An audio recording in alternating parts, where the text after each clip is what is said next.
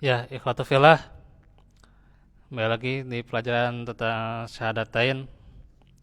Bagaimana kita merealisasikan syahadat yang kedua. Ini izin saya masih agak sakit sebenarnya kakinya ya. Sedikit agak senjalan ya.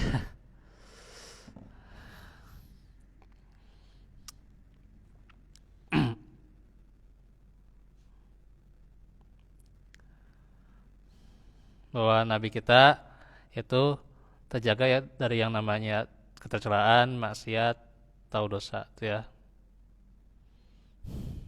Segala ketercelaan terhadap Nabi kita Sallallahu Alaihi Wasallam itu ya Allah menjaganya, dan tidak mungkin pula Nabi kita berbuat yang demikian. Ya,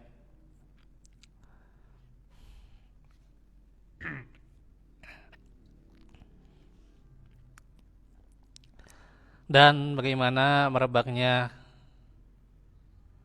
zaman ini ya, yang namanya ya bukan hanya terjadi pada agama lain yang mencela Nabi kita, bahkan dari kita sendiri itu ya. Ada yang kemarin juga mencela itu ya. Saya tidak mau ceritakan siapa. Ya dikatakan Nabi Muhammad pengangguran lah gitunya. Kumaha lah gitu. Ya Allah, waliyazubillah.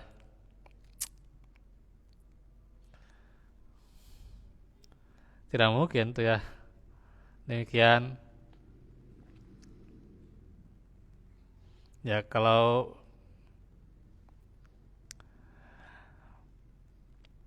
kita telusuri itu ya, bahwa Nabi kita juga kerjanya apa Pak? Di antaranya berniaga kan gitu. Kan berniaga, selain berniaga juga apa? Ya itu yang biasa oleh para nabi apa? Ternak, ya melihara domba gitu ya. Jadi tidak mungkin tuh ya. Ya nggak tahu lah yang namanya pemimpin kadang tuh ya, yang di atas tuh ngerti agama atau enggak tuh ya. Sehingga kepleset lah ngomong seperti itulah gitu. Tapi sudah minta maaf ya.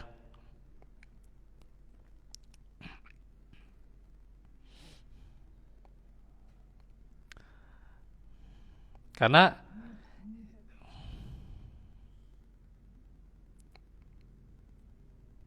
tarik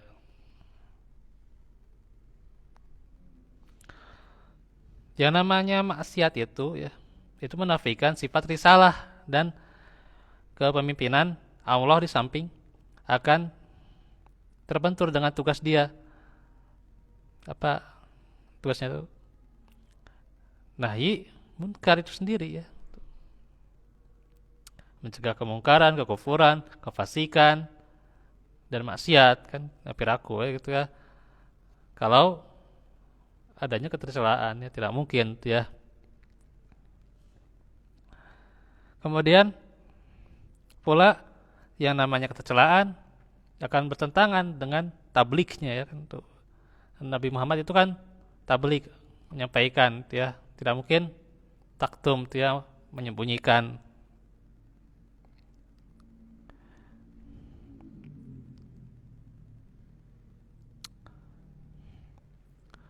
Apa yang telah disuruhkan kepadanya dalam masalah syariat, ya beliau menyampaikannya. Para ulama dan para ahli ilmu menyimpulkan bahwa umat telah sepakat ya,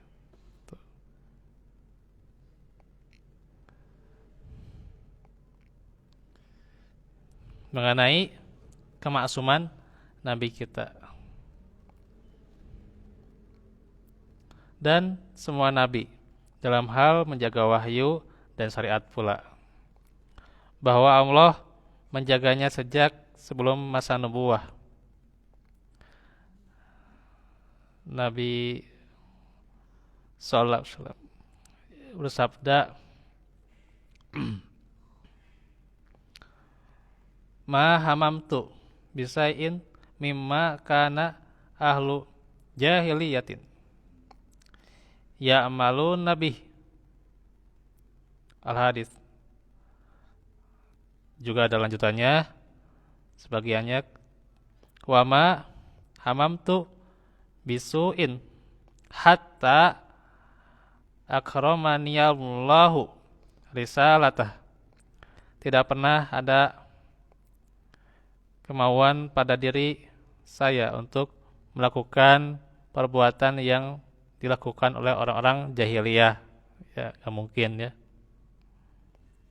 Dan saya tidak pernah berkeinginan untuk berbuat jahat hingga Allah menganugerahkan kepada saya sebagai pembawa risalah. Jadi Nabi itu dianugerahkan, dikarenai sebagai pembawa risalah dari Allah Subhanahu wa taala. Ini dikatakan dalam hadis ya,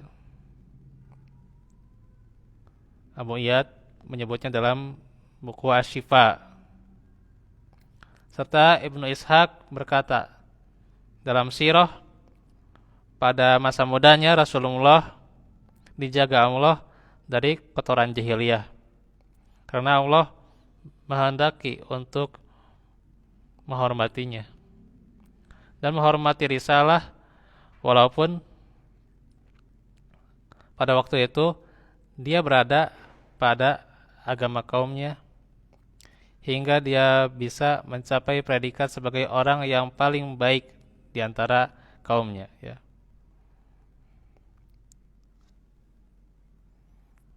Nah itu ya, predikatnya sebagai orang yang terbaik. Karena Nabi kita diutus diutami makarimul akhlak ya, untuk menyempurnakan akhlak manusia ya, memuliakan akhlak manusia.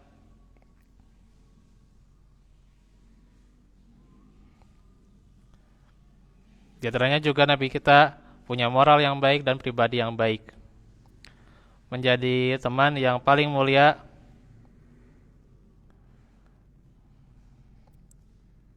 baik tetangga yang baik, tetangga yang jauh juga. Beliau itu ramahnya luar biasa ya, keramahan yang tinggi ya.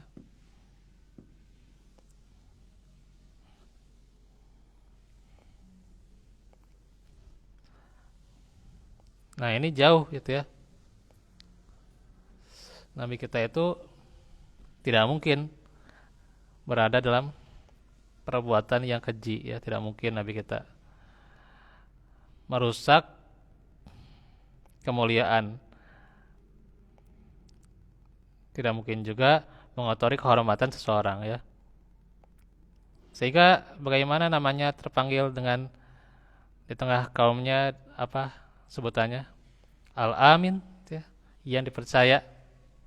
Dan Allah telah menjaganya sejak kecil dari pelaku atau dari perilaku jahili.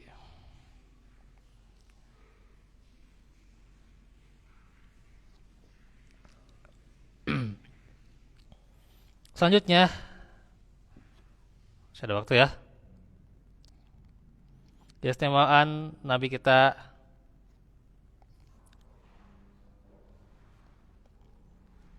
di dalam risalah nih ya. Ini hadisnya panjang nih.